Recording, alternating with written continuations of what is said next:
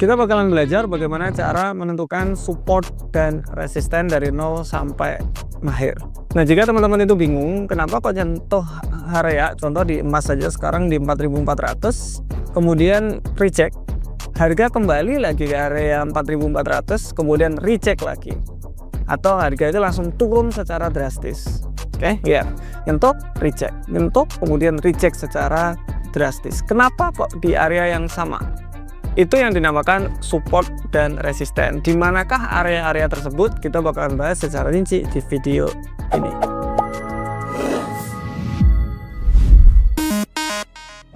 Ada namanya support dan resisten. Apa sih sebenarnya support dan resisten? Simple. Support dan resisten itu sebenarnya harga yang sering diingat.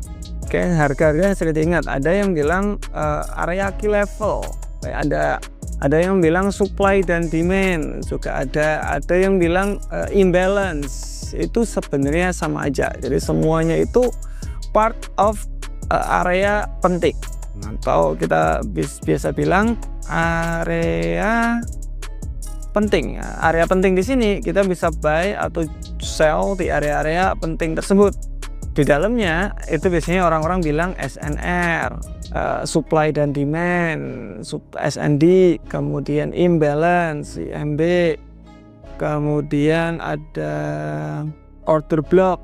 Ini semua itu sebenarnya ya area penting. Jadi teman-teman kalau belajar macam-macam sebenarnya nggak butuh juga. Teman-teman hanya butuh satu, yaitu teman-teman belajar di area penting. Sebenarnya di situ. Jadi nggak usah aneh-aneh, nggak usah beli kursus-kursus mahal-mahal macam-macam, wes satu aja udah sangat-sangat bagus banget. Oke, area penting di sini sebenarnya apa?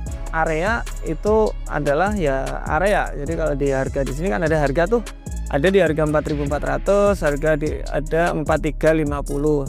Kalau di sini 4.400 sampai 350, berarti ini adalah area.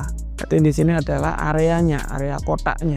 Penting itu ya penting, area yang sangat-sangat penting. Nah, di manakah kita bisa lihat area penting tersebut?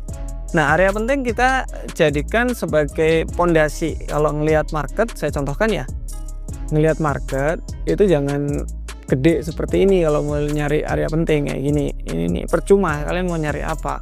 Kecilin aja, diperkecil sekali sampai kelihatan semua pergerakan marketnya. Nah, kemudian teman-teman bisa cari, kan harga itu kayak gini tahu.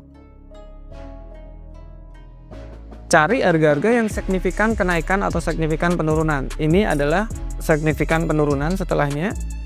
Ini signifikan kenaikan setelahnya.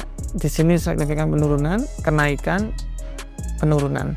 Ini kan tiba-tiba nyentuh harga sini kemudian naik secara drastis. Nyentuh harga sini kemudian nyentuh harga kemudian turun secara signifikan. Kita lihat di chart aja sekarang. Oke, di chart ada berapa harga nih? Kita lihat harga nyentuh, kemudian reject, kemudian nyentuh, kemudian reject secara signifikan. Oke, satu. Ini juga sama, nyentuh kemudian naik, nyentuh kemudian naik secara signifikan. Ini nyentuh, kemudian naik secara signifikan, sangat-sangat signifikan di situ. Nyentuh lagi, naik secara signifikan. Nah, yang mana yang area support dan resisten? Area yang tadi nyentuh kemudian berbalik, itu yang paling penting. Oke, jadi contoh kita hilangkan ini dulu. Oke, area-area mana yang dimaksud sebagai support resisten? Pertama pasti area sini. Kenapa? Karena areanya ketika nyentuh di harga tersebut langsung berbalik arah secara signifikan. Nih loh, langsung berbalik arah secara signifikan. Itu yang kita cari. Kemudian mana lagi? Ini harga itu nyentuh kemudian berbalik arah secara signifikan. Ini juga salah satu support dan resisten.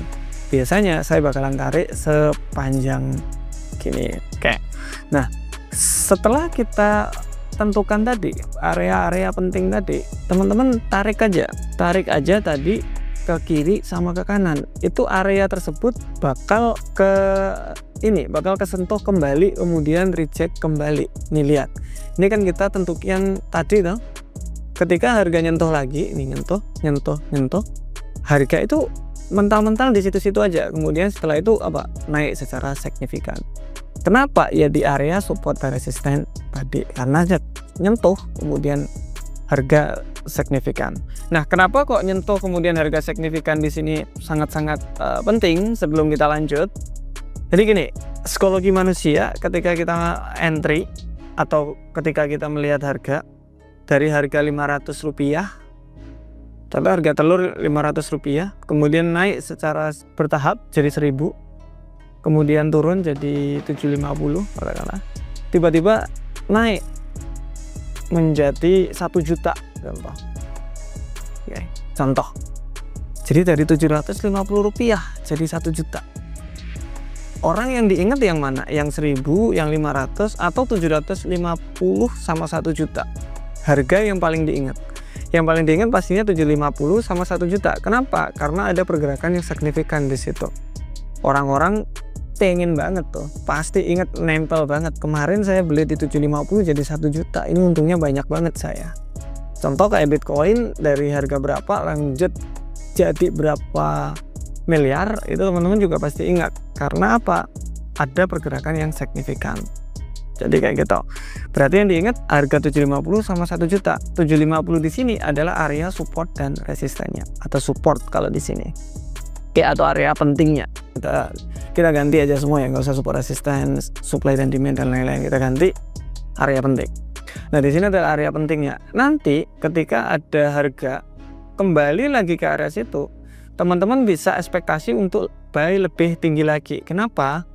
Karena ingat nih, ini pikiran teman-teman aja lagi. Contoh, teman-teman beli telur harga 750, tiba-tiba jadi 1 juta. Kemudian harga ketika balik lagi ke 750, teman-teman berpikiran tuh, oh iya kemarin harga telur 750 jadi 1 juta. Jangan-jangan nih, saat ini juga sama, saya bakalan beli yang banyak. Ketika satu orang berpikiran yang sama dan semua orang berpikiran yang sama, bergeraklah market. Itu yang dinamakan psikologi menggerakkan market. Nah, itulah kenapa support resisten itu penting, atau area penting di sini ya sangat-sangat oke untuk kita entry. Sama seperti ini di area emas tadi. Emas di area sini, kemudian harga naik secara signifikan. Ketika harga tiba-tiba turun ke area situ, banyak banget orang masih beli itu. Karena kemarin dari sini naik secara signifikan. Nanti ketika harga ini terus kembali lagi ke area resisten yang di sini, atau ke area penting yang kita kotak di sini, itu pasti harga kebanyakan turun. Kenapa? Ya orang ngelihat, oh saya dulu beli, contoh nih, saya dulu beli di 1 juta, tiba-tiba langsung drop banget. Nanti jangan-jangan udah balik ke 1 juta, nanti drop lagi. Ya udah, saya nanti kalau udah 1 juta saya jual. Nah, itu untuk psikologinya. Oke, kita balik lagi di market lagi kalau gitu. Paham ya kalau di XAUUSD? Kita coba di market yang lain. Bisa diterapin di semua time frame, teman-teman. Jadi bisa di H1, bisa di M30, M15, itu terserah.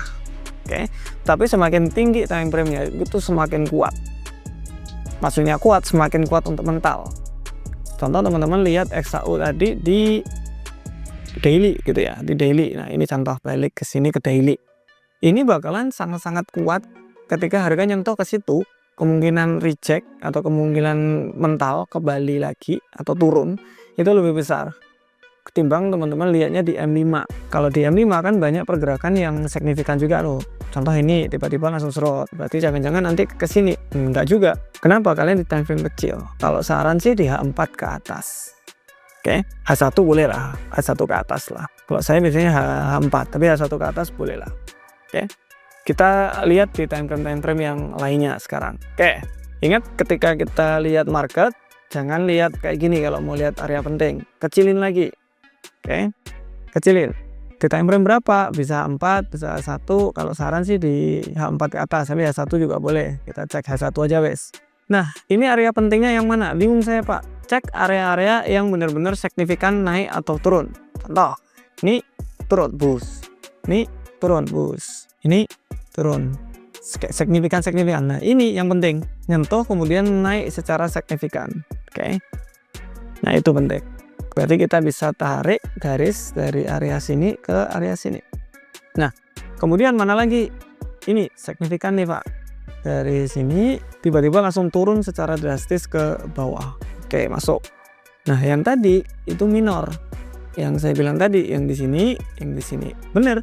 signifikan turun, tapi pergerakan sini ke sini, dari sini ke sini itu lebih panjang dari sini ke sini, jadi lebih kuat yang di sini. Ingat psikologi uangnya tadi, ketika ada pergerakan yang signifikan berarti teman-teman lebih ingat. Jadi semakin signifikan itu semakin ingat, semakin kuat atau semakin panjang pergerakannya, semakin tinggi naiknya, itu berarti semakin kuat dianya support resisten tersebut.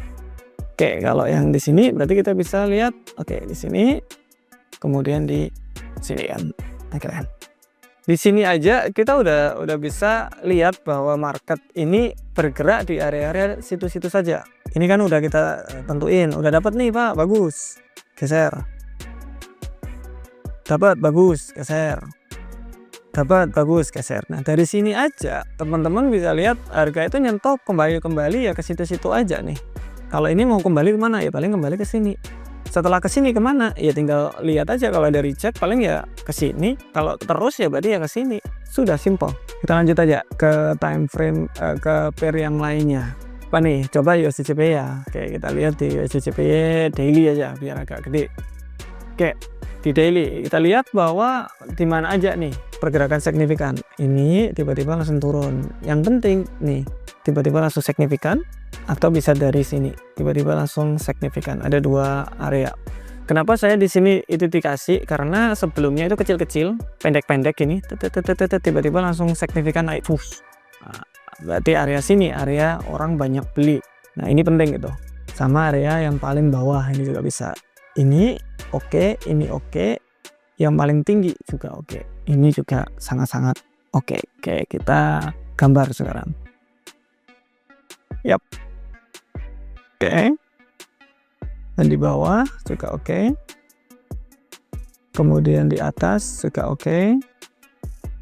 Dan yang paling atas ini penting.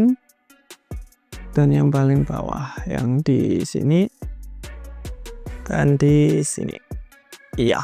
Nah, teman-teman bisa lihat nih sekarang udah jadi support resistannya. Nggak perlu terlalu ngepet. Yang penting ada jarak di sana.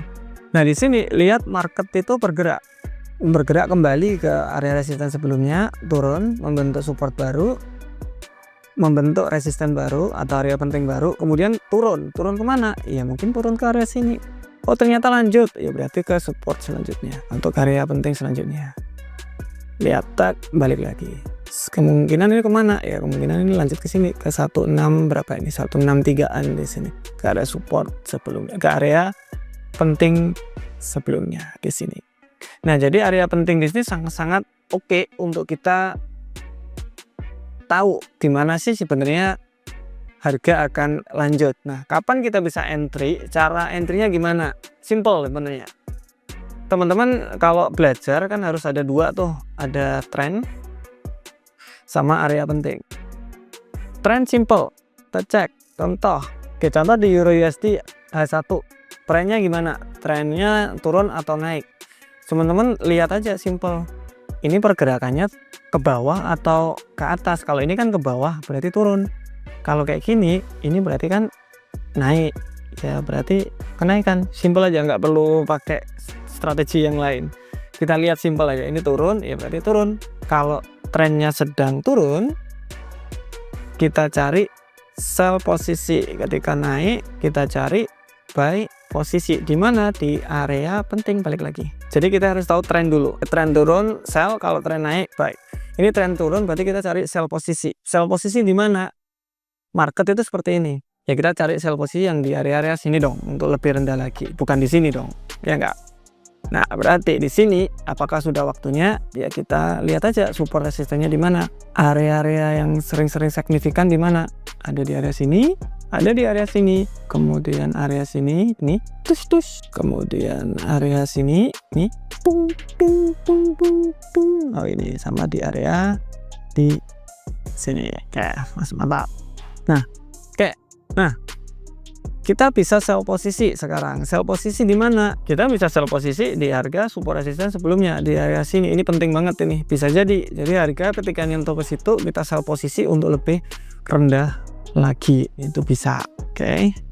Kalau kita lebih kecilin lagi, ada beberapa area yang menurut kita itu oke. Jadi ini juga sama, minor itu maksudnya kecil, jadi harga nyentuh reject secara signifikan, Kalau saya bakalan ada mungkin 2 kali entry.